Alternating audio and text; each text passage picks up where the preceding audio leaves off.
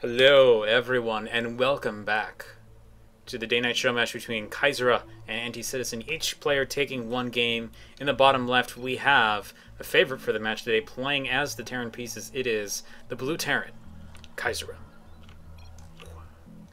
In the top right we have his opponent who took the last game against a mass battlecruiser Raven strategy. It is the Zerg player, Anticitizen.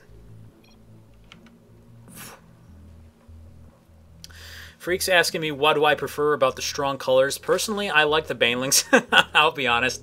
For the most part, it actually doesn't make a huge difference to me as far as I'm concerned. I mean, it's not like I'm colorblind or anything. So, I mean, but I do think that the colored banelings just look absolutely fantastic. And we've had kind of a consistency thing going with this, where Josh pretty much uses those all the time for when he's observing. So, you know, like I'm just gonna stick with it for tradition's sake. What tradition? We've been at this for 2 months, but you know what I mean. Anyway, Anticitizen is like, die please, such blue, much lose. And they're making the Doge jokes. Both of these guys vaguely resembling the behavior of Huck at the moment, being very, very chatty in the early game. Not necessarily a bad thing, mind you. It can be a very fun thing for the viewers, that's for sure.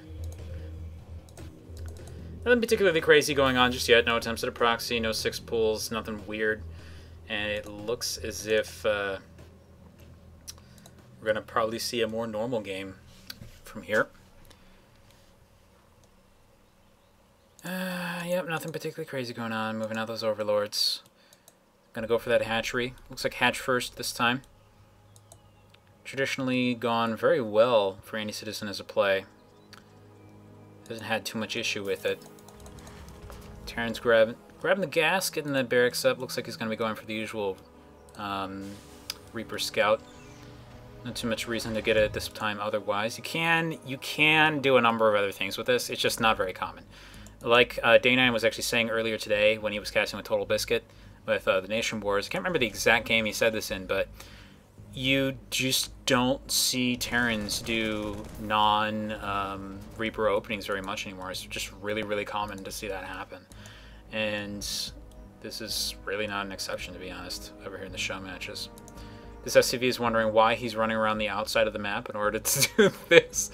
It looks like he did these, like, he did this point kind of like it was a Reaper. He just had it jumping up here. That's not the case. But more than likely he actually did it from the mini-map, which is why that happened. He's going to pick up on the spawning pool, see that basically nothing weird is going on. Back home we're going to see that the Zerg is going to find out the same thing. Oh, you're getting an expansion. Oh, you have 2 Marines. Oh no, I'm going to lose this Overlord. Yeah, okay, goodbye Overlord. Goodbye Overlord. We hardly knew thee. Anticitizen now supply block for a small period of time. Not a tremendously huge deal though. He's not really able to do too much with his money at the moment anyway. Gonna have actually just enough now that this is finishing to grab his next queen, if he so desires. Grabbing some gas, looks like he's positioning himself to actually take map control with the Lynx. It's pretty much just the usual play we see out of Anticitizen.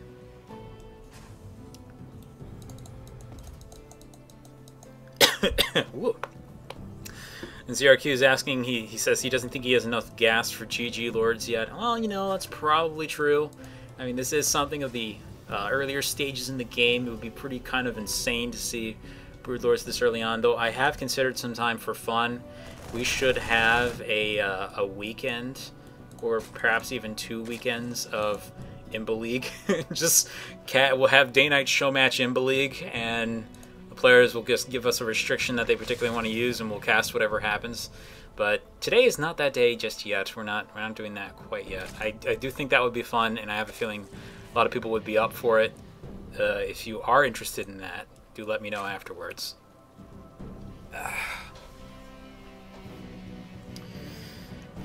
Quick third base from Anticitizen, not really straying too much from the mold. Not super quick, mind you. It's not like the 4-minute bases that we were seeing in the other match, but not being too unusual about it. Meanwhile, Caesura's sticking with the Marines. Loves the Marines this time. Not going up to battle cruisers just yet. In fact, it looks like he's actually not going to do that at all this time. No attempt to build a factory or anything. Probably going to save it for later in the game, if at all. Just definitely playing more standard. Caesura definitely doesn't want to lose this. You can kind of get that feeling, that little competitive edge present right here. So unfortunately for Anticitizen, he actually doesn't have too much positioned around the map right now. Usually a Zerg will have a couple lings on the watchtowers and more spread out positioning with the overlords. So unfortunately, if there is any kind of move out, like a la what you would see with just a simple marine push in Protoss vs. Terran, he's actually not. He wouldn't actually get that much of a warning about it. But it looks like, thankfully, for our Zerg friend, it seems that the Terran has no intentions of doing anything like that at the moment. Metabolic boost is just finished. He's able to take map control with the Lings now, if he so desires. Looks like for now he's basically saying, hey, if I don't have to build the Lings, I'm not gonna.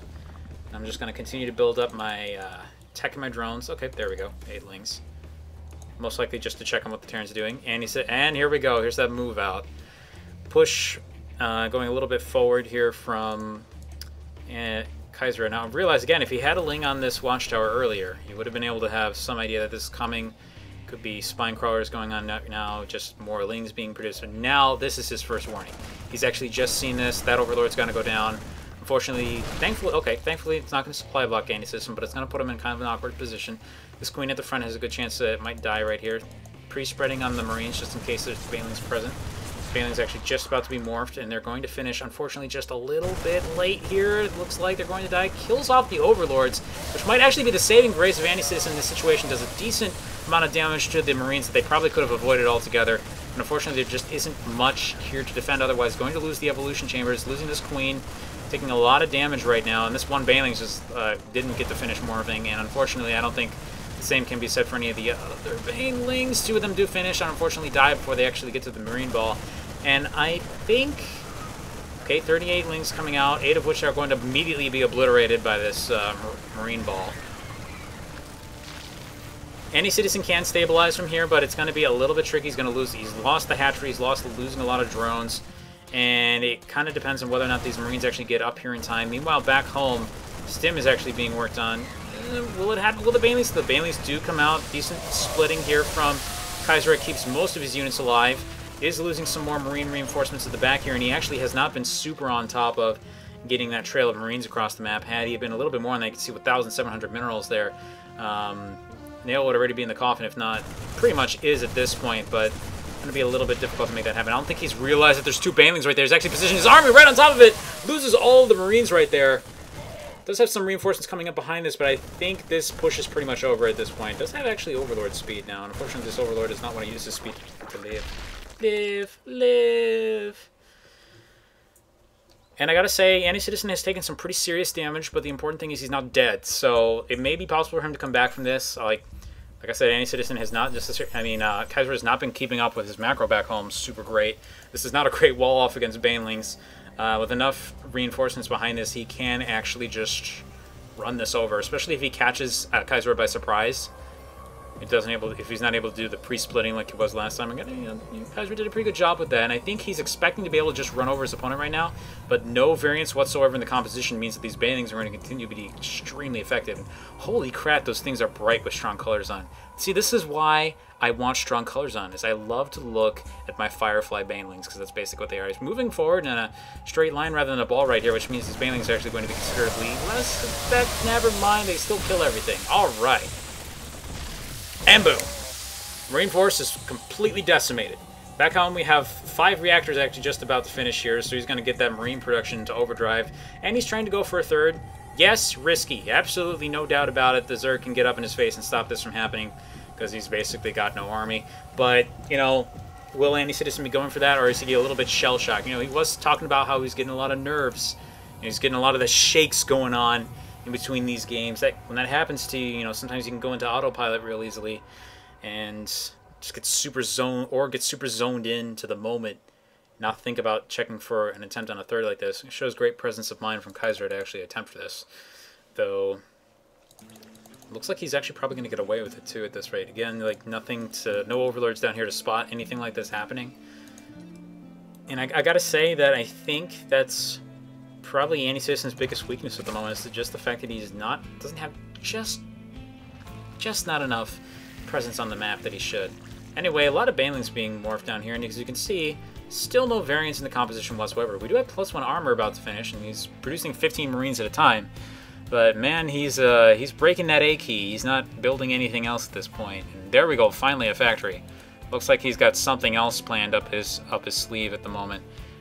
It's going to be a while before we see it happen. Anyway, another big Marine ball moving out across the map. Another decent amount of Banelings right here. He does see the edge of this formation, so he knows that there's something over there. More Banelings trying to get produced, able to come out as this army engages. He's just kind of hoping that I think the Lings actually just run straight up here, which is exactly what they're doing. Going to get completely inefficient trades here as a result.